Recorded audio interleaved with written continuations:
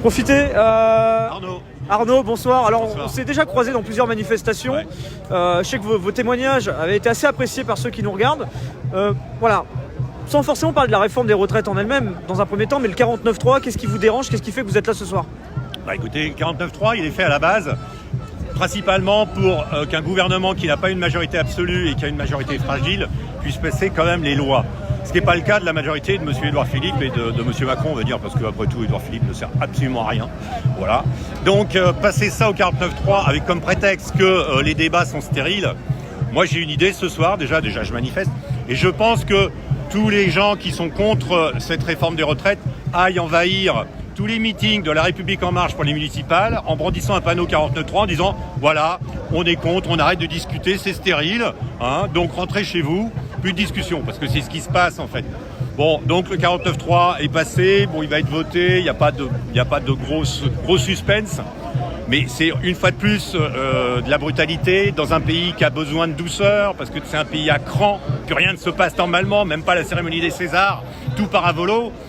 Donc c'est d'une stupidité sans borne. Macron les enchaîne une par une. Il n'en rate pas une, quoi. Il n'en rate pas une.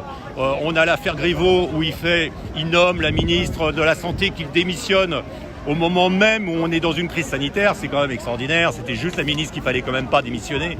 Il a choisi. Donc vraiment, il est parfait parce que c'est l'apprenti sorcier à qui on a donné un pays. Et il dirige ça comme une petite start-up, mais il n'a pas compris qu'il y avait 67 millions de personnes derrière. Et plus personne n'adhère à part des fans et tout ça. Pour la réforme des retraites, tout à l'heure dans le métro, quand j'ai décidé de venir, j'ai avec ma copine, j'ai crié « Messieurs, il faut y aller » et tout ça. Et instantanément, il y a une personne âgée qui nous dit « Taisez-vous, tais-toi, connasse !» Voilà. Et moi, je lui ai fait remarquer que oui, effectivement, la réforme des retraites, vu son âge, entre 75 et 80 ans, il n'était pas concerné.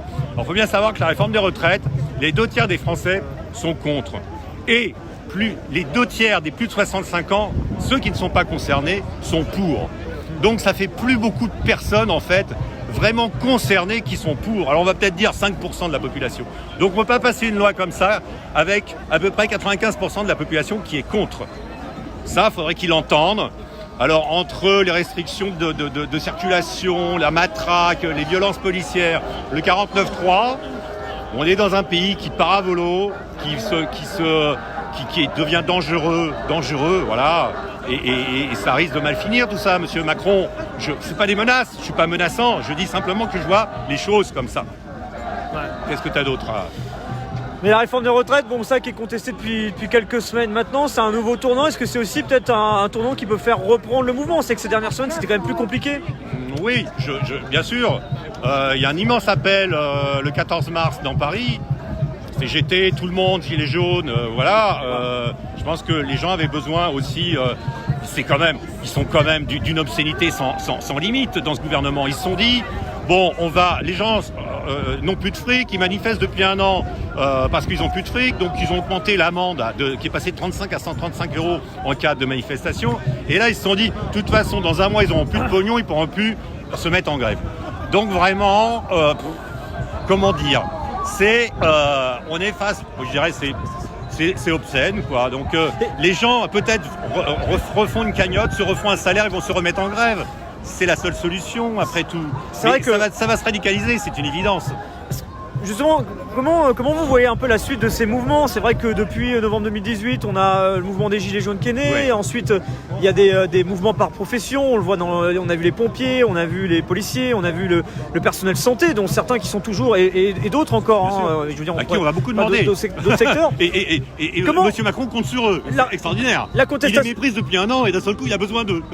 La contestation contre la réforme des retraites, comment vous voyez la suite maintenant?